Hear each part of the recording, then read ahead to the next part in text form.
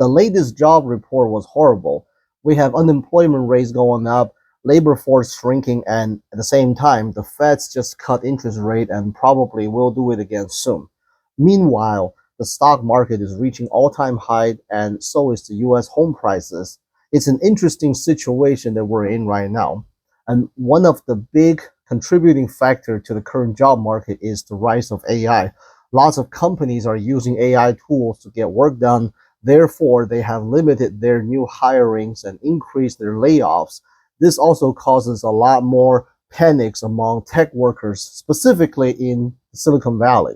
Meanwhile, there are tons of new money flooding into AI startups like it's the gold rush.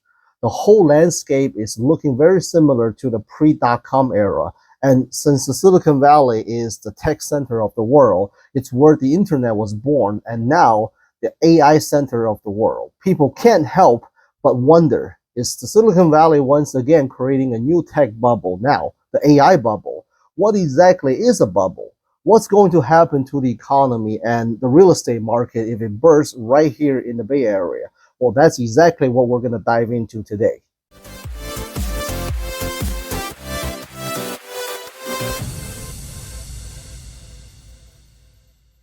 So why are people, experts included, starting to say that we're likely in an AI bubble now?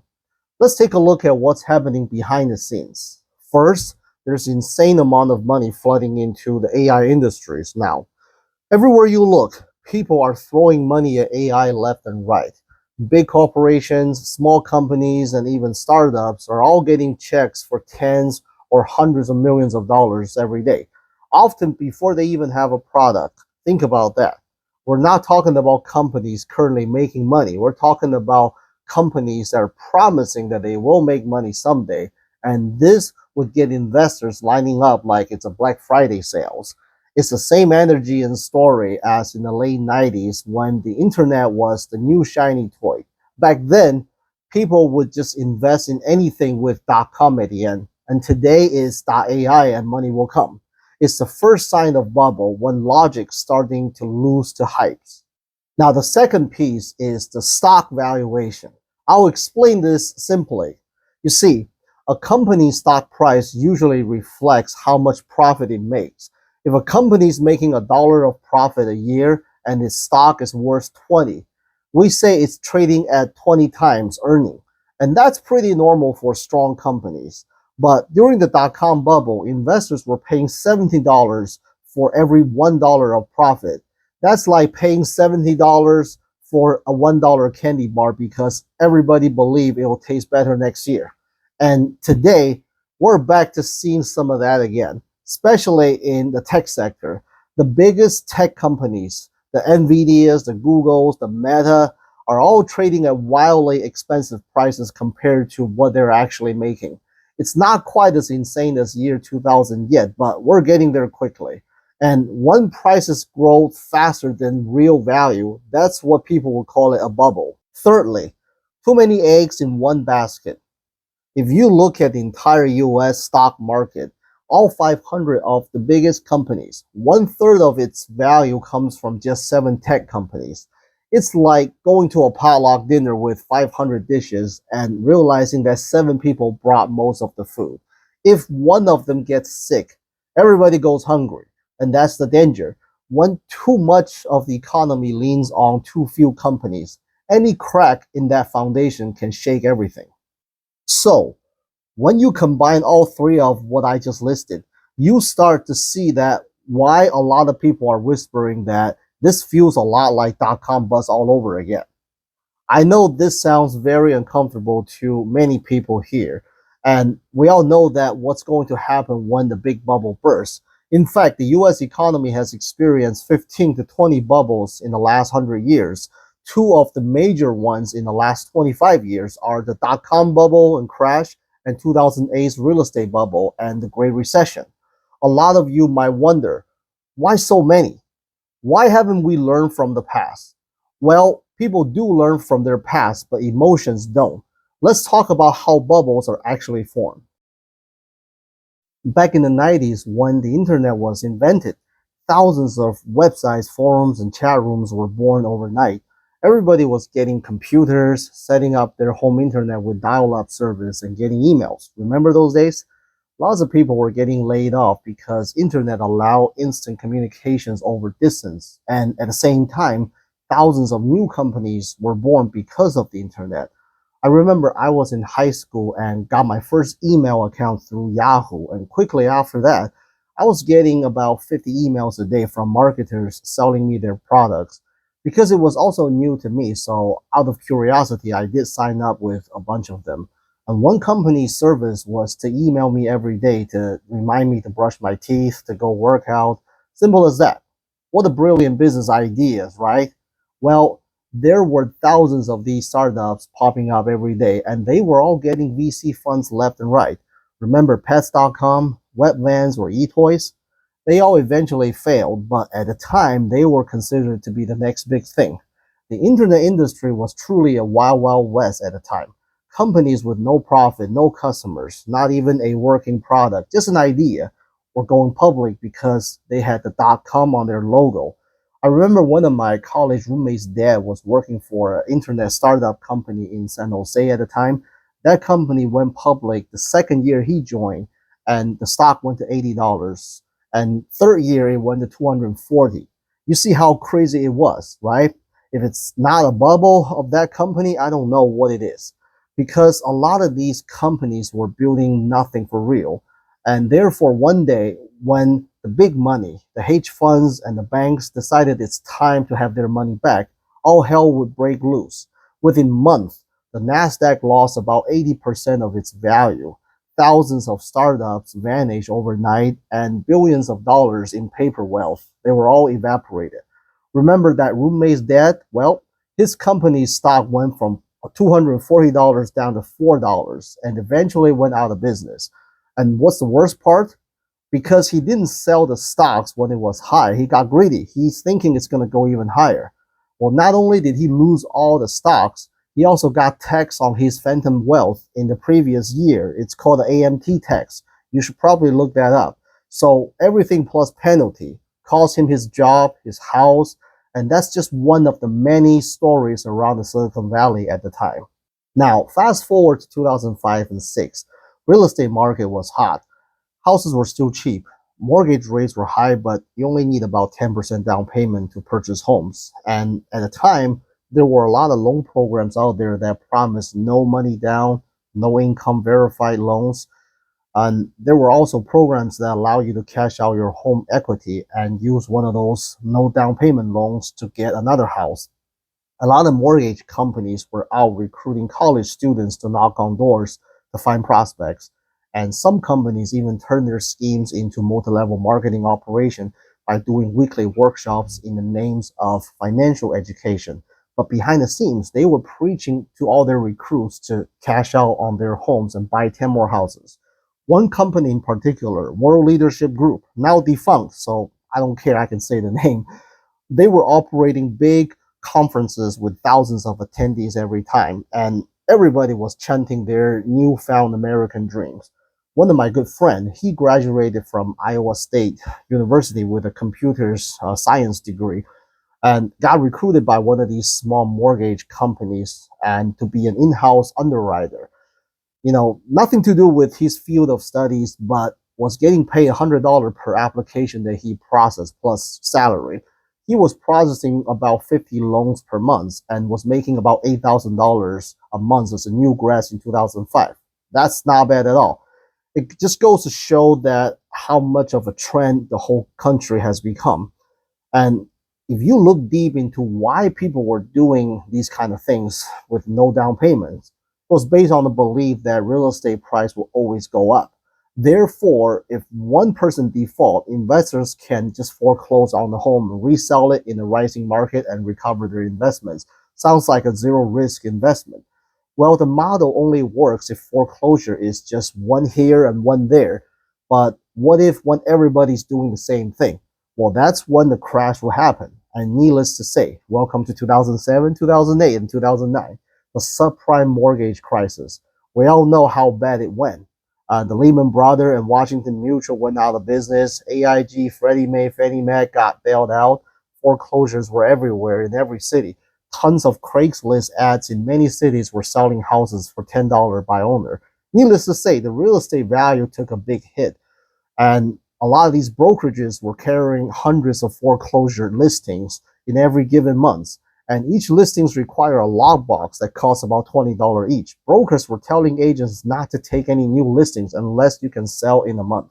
So as you can see, different bubbles at different time, but the same stories every time. Lots of people lost their lives savings and gave up. But also, some people took the opportunity to reinvent themselves, changed career, bought cheap assets, and got wealthy. So remember, bubbles always begin with a belief. Then the belief turns into greed. Greed turns into denial, and denial ends with pain. Or create new opportunities, and the cycle repeats. Because no matter the technology or the market or the era, it's still powered by the same fragile engine, the human emotions. However, today's environment is not exactly the same as the dot-com or the housing bubble. The biggest difference is the interest rate. In the dot-com era, the rates were going up, money was getting tighter, and eventually the funds got dried up and the bubble popped. Today, rates were trending down. We already know that the Fed's rate cut in September, and likely they'll be cutting more rates due to the disappointing job market. This means money is getting cheaper today, which will likely create more liquidity and more risk-taking decisions. So instead of an AI bubble pop, the bubble might actually grow even bigger. Nobody knows exactly how much bigger the bubble will grow and when it will pop, but I believe one day it'll pop and it'll happen suddenly as always. So don't try to predict the day it pops. Prepare for the fact that it will. Just like when the dot-com bubble burst or the credit crunch in 2008, AI bubble, when it bursts, will create serious effects on the US economy and housing market in short terms, such as mass layoffs, lower consumer confidence at the national level, slow down the economy. But AI isn't going anywhere. It'll destroy some industries, eliminate lots of jobs, but it would also create 10 times more opportunities. Remember, after the dot-com crash, even though many naysayers were saying that internet is a scam, look what happened after. Internet became roaring back stronger, and it created the world we're living in today, plus making millions of millionaires. And in 2008, when people were losing their homes, lots of articles, experts were calling American home ownership's credit systems were the biggest scams, American dreams or American nightmares. But look what happened to the housing market now. So I believe that AI will do the same to our society, our business model, and our economy in the long run. It's a short-term pain, but long-term transformation. In terms of real estate market during these two crashes, home prices generally would go down nationwide. However, every local market react differently based on their economic makeups and nuances. In the Bay Area, during the dot-com crash, home prices dropped around 10 to 15% on average, and during 2008, 2009, it got worse, about 25 to 30%. But interestingly, among the Silicon Valley's core cities like Palo Alto, Cupertino, Mountain View, Saratoga, Fremont, Mission, San Jose, and etc., prices barely went down. Meanwhile, cities that are more blue-collar and more outskirts like Hayward, Oakland, Daly City, and etc., were experiencing much bigger crash. Home values were going down 50% or more. And cities like Fresno or Las Vegas, where a lot of Bay Area locals own rental properties, saw as much as 80% value drop. Why is such difference? This comes down to foreclosure rates in these cities, and there are several contributing factors to the difference. First, cities like Palo Alto, Cupertino, most locals not only had good incomes, but also their skills were hard to be replaced. Therefore, less layoffs happened to them. In contrary, blue-collar jobs and low-level tech jobs were getting replaced the most during 2008, resulting in much higher layoffs in blue-collar community. And number two, most homes in Palo Alto, Cupertino, and other areas were purchased by the locals with their local incomes as primary homes. These homes typically have more equities and prices were supported by local incomes. This reduced the bubble's level. On the other hand, cities where home prices were supported by out-of-area investors like Las Vegas at the time, prices were inflated, and most of those homes didn't have much equities built up, making it easy for owners to just let it go and resulting in much higher foreclosure rate. Therefore, Palo Alto, Fremont, Mission, San Jose, and places like the Tri-Valleys, like Pleasanton area, the foreclosure rates in 2008 was less than 3%, while Tracy, Antioch, Oakland, Hayward were almost 60%. Thus, it reflected on the home prices. A free tip for you. When you are researching your future real estate investments and wonder which market tends to hold its value, look into foreclosure rates during economic recessions and try to understand why. It will help you with your analysis. So, if the AI bubble were to pop, it's going to be the same thing again.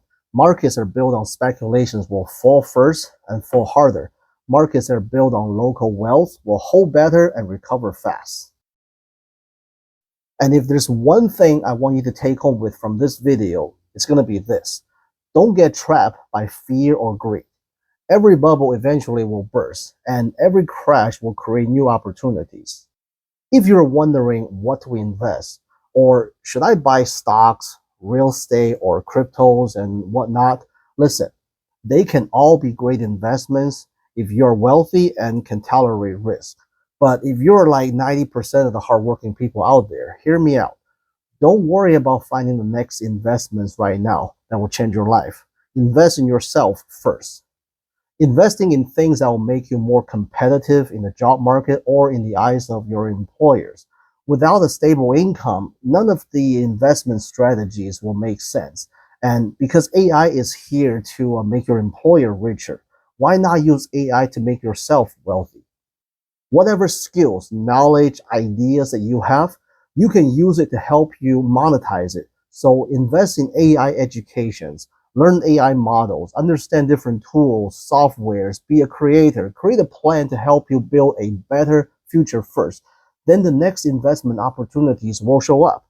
If you're like chasing the next big get rich quick ideas, whether that's real estate, crypto, or stock, believe it or not, there are tons of people out there on the internet promoting those kind of things. Then you're just chasing another speculation. Remember, every major tech revolutions, from industrial revolutions to computer to the internet to the big data and now AI, there will always be winners that can adapt, pivot, and then buy cheaper assets and get rich, and then losers get buried. I want you all to be winners. I am Boji He, your local Bay Area real estate agent and expert. And if you find this video helpful, like and subscribe. I really appreciate it. And if you're planning to buy or sell real estate in the Bay Area and have questions, feel free to reach out to me. And I love to connect and help you navigate in today's tricky market. All right, that's it this time. Thank you for your time, and I'll see you on the next one.